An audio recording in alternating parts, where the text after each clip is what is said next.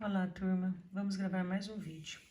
Nós vamos estudar agora uma outra característica da função. Você pode acompanhar isso na sua apostila, tá? Na página 48 e 49. Agora nós vamos ver função sobrejetora, função injetora e função bijetora. Nós vamos começar com a função sobrejetora, tá? Antes de lermos a nossa definição sobre uma função sobrejetora, eu preciso relembrar com vocês, quando a gente fala de uma função representada pelo diagrama de Venn, nós temos que lembrar o seguinte, que o meu conjunto A, ele é o meu domínio da minha função. E esse meu conjunto B, ele é o que nós chamamos de contradomínio.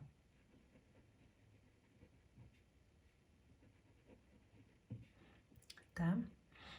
Aqui ele é representado pela letra D e o contradomínio representado por CD. Nós temos também, além do domínio e do contradomínio, nós temos o que nós chamamos de imagem. E quem que é a imagem? A imagem do meu conjunto, elas são todos os elementos que recebem uma seta, uma ligação, tá vendo? Então, os elementos que estão ligados em A por uma operação, isso é tido como imagem. Então, nós temos imagem, domínio e contradomínio de uma função, tá bom? Então, agora, podemos ler a nossa definição. A definição fala o seguinte, que uma função f de A em B é sobrejetora ou sobrejetiva quando todo elemento do conjunto B é a imagem de pelo menos um elemento do conjunto A. Ou seja, quando minha imagem, meu conjunto imagem, é igualzinho ao meu contradomínio, tá? Vamos olhar aqui, o que ele está mostrando aqui para nós? Quem é o nosso contradomínio? Esse conjunto é formado por quem? Por x, y e z.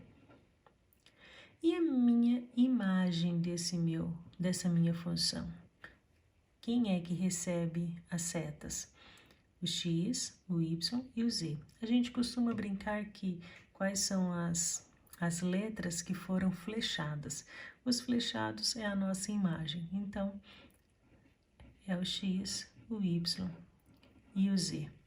O que ele disse lá em cima é, quando esses meus dois conjuntos, eles são iguais, tá?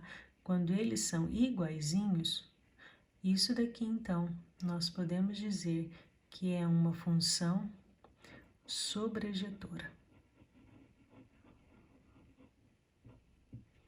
Tá bom? Vamos ver, então, agora um contra-exemplo, tá bom? Vamos pensar num contra-exemplo.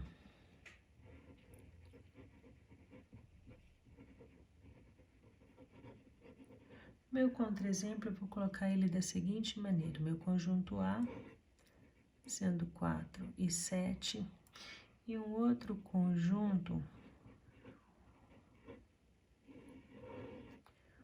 o B, o meu contradomínio, domínio e contradomínio, e eu tenho essa relação aqui. Vou fazer uma pergunta para vocês.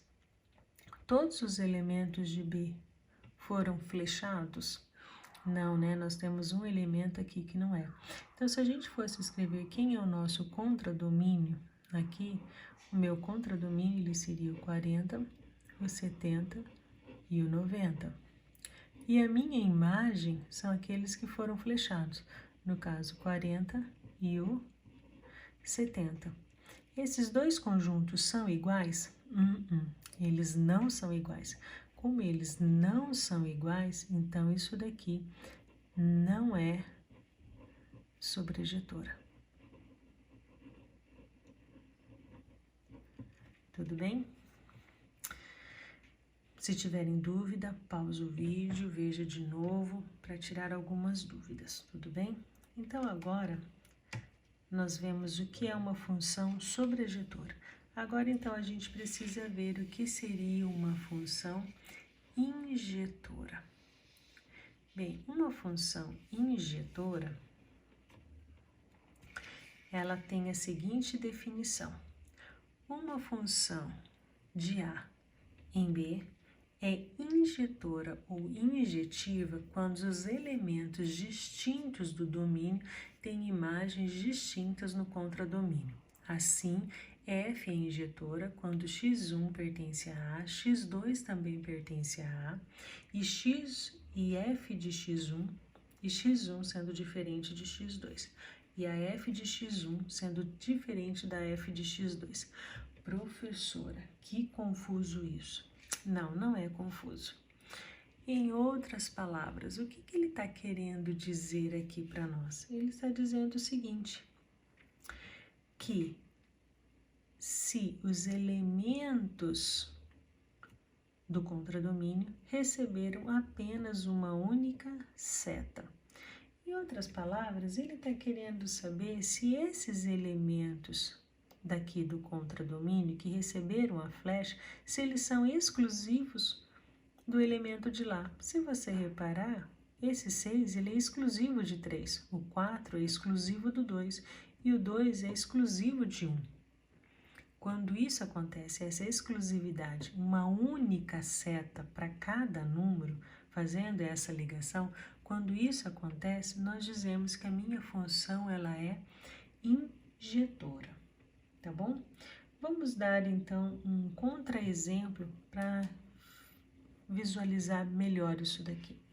Eu poderia dizer num contra-exemplo o seguinte. Eu tenho um primeiro conjunto A, ele é formado por 4, 5 e 6. Eu tenho um conjunto B e ele é formado por 0 e 1. Eu posso dizer que o 4 está ligado com o 0, mas eu posso dizer que o 5 também está ligado com o 0 e o 6 com 1. Vou fazer uma pergunta para vocês. O 0, ele é exclusivo do 4?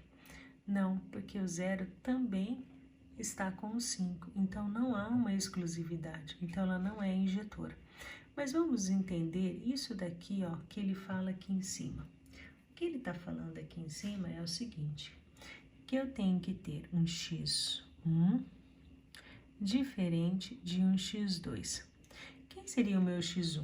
Vamos pegar o valor de 4 e o 5. Ah, eles são diferentes. 4 é uma coisa, 5 é outra. Eles são diferentes. Ele fala que isso daqui tem que gerar também imagens diferentes. Mas vamos ver. Quem é a imagem de x1 e quem é a imagem de x2? Ele fala que essa imagem tem que ser diferente. Mas a imagem de x1, que é o 4, a imagem dele é 0. E ele está falando do meu x2, x2 é 5. Quem é a imagem de 5? É 0 também. Ele falou que isso daqui tinha que ser diferente. Mas o que acontece? Os dois são iguais. Então, como isso aqui acontece, por causa disso daqui, esse exemplo, essa função não é injetora. Tá bom? Então, se eles tiverem uma única flecha, significa que eles são é uma função injetora. Se não, ele não é uma função injetora. Tudo bem? Vamos olhar agora a nossa última característica. É a nossa função bijetora. Vamos tentar entender o que seria essa função bijetora. Bem, função bijetora, ele fala que é uma função de A em B e ela é tida como bijetora se ela for injetora e sobrejetora ao mesmo tempo. Bem, em outras palavras, ele está querendo afirmar que ela tem que ter as duas características. ela tem que ser sobrejetora e injetora.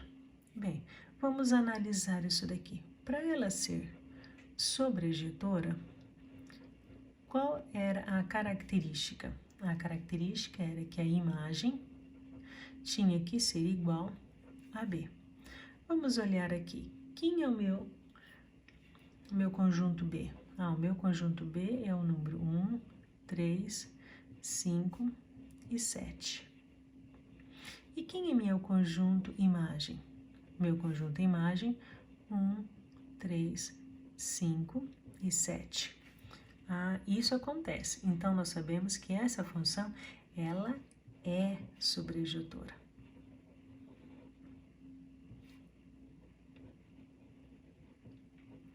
Agora, vamos analisar se ela é injetora. Para ela ser injetora, a característica dela é que ela tinha que receber uma única flecha e esses elementos deveriam ser exclusivos. Vamos olhar, todos os nossos elementos são exclusivos? Receberam apenas uma flecha? Sim. Então, ela é injetora. Agora, nós temos que olhar o seguinte, o que acontece aqui? Ela é sobrejetora e ela é injetora.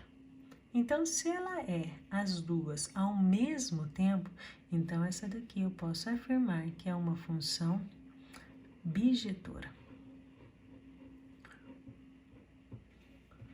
Tá bom? Então, para ser bijetora, ela tem que ser sobrejetora e injetora ao mesmo tempo. Tudo bem? Chegamos ao final de mais uma aula. Espero que vocês tenham entendido. Anotem suas dúvidas e enviem pelo e-mail para que eu possa ajudá-los. Desejo a todos bons estudos e até o próximo encontro.